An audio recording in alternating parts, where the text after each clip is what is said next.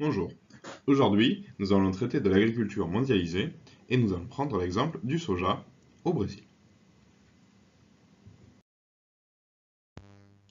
Dans le monde, on constate aujourd'hui une augmentation générale du niveau de vie. C'est particulièrement visible dans les pays dits émergents, notamment en Asie. Ce qui se traduit par un changement des habitudes alimentaires.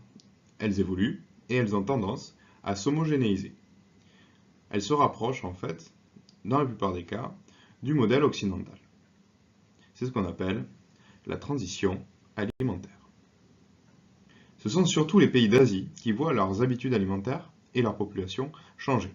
Avec ce phénomène, la consommation de viande, notamment dans le monde, augmente. C'est particulièrement visible dans le cas de la Chine. Comme on le voit sur ce graphique, la consommation de viande en Chine a été multipliée par 2 entre 1990 et 2015. On estime, et c'est une projection, que cette consommation va encore croître d'ici 2025. De ce fait, l'élevage dans le monde est en pleine croissance. Comme vous pouvez le voir sur ce graphique, la production de viande a augmenté dans le monde. Elle a été multipliée par 3 en 60 ans. Or, il faut bien nourrir ces animaux. Pour rappel, l'élevage consomme 40% de la production mondiale de blé. Mais aujourd'hui, c'est surtout le soja qui est utilisé pour nourrir les bêtes. Nous allons essayer ici de comprendre comment la transition alimentaire entraîne le développement considérable de la culture du soja au Brésil, à partir d'un extrait du journal de France 2. Et comment le Brésil est-il devenu numéro 1 sur le marché? D'abord, en misant sur le gigantisme. Nous sommes au cœur de l'état du Mato Grosso, le grenier du Brésil.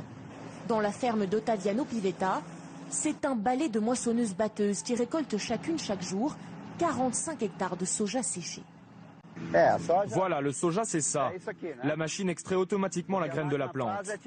Pendant la récolte, il faut aller très vite. On récolte et on plante dans la foulée pour ne pas perdre de temps.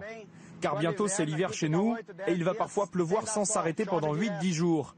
Et il faut que la plante pousse dans ce temps-là. Cela permet au sol d'être beaucoup plus rentable. Un soleil de plomb et des pluies abondantes qui permettent ici de récolter des nouveaux plants tous les 2 mois et demi. Un record. Deuxième raison de la productivité brésilienne, le choix des OGM. Le Brésil a décidé de cultiver du soja génétiquement modifié. La majorité de ces plants sont des OGM. Parce que pour nous, c'est plus facile, plus résistant aux insectes, aux intempéries. Du coup, ça pousse plus vite et c'est moins cher. Ça facilite beaucoup le travail. Résultat, le soja brésilien est vendu 350 € la tonne, 100 € de moins que son principal concurrent, les États-Unis. Moi, je suis très fier de planter du soja. Vous savez, ici dans notre région, tout le monde vit du soja. C'est le soja qui emploie ou crée de l'emploi pour la majorité des gens. Comme vous l'avez entendu dans la vidéo, le Brésil est le premier exportateur mondial de soja.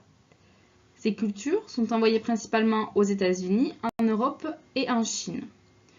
Sa production a augmenté de 40% en 6 ans, ce qui a ainsi permis de créer des emplois. C'est un des facteurs qui permet au Brésil d'être une puissance économique agricole importante. Mais cela pose néanmoins des problèmes.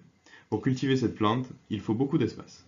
Malgré une surface agricole immense, cette culture exerce une pression sur les forêts et notamment sur la forêt amazonienne. En 20 ans, ce sont 2 millions d'hectares qui ont été défrichés, en partie à cause de la culture du soja. Autre problème, 89% du soja brésilien est OGM, c'est-à-dire organisme génétiquement modifié. Or, la recherche n'a pas de recul aujourd'hui sur l'impact de ces cultures, aussi bien pour les humains que pour l'environnement.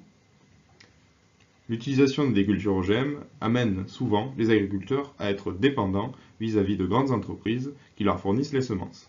Un exemple bien connu, c'est celui de Monsanto.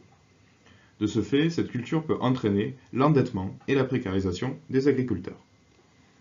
Enfin, ce sont des cultures d'exportation qui sont destinées uniquement à l'élevage et non à la consommation humaine. Or, Dans un pays où une partie de la population est en insécurité alimentaire, cette culture exportatrice peut poser des questions morales.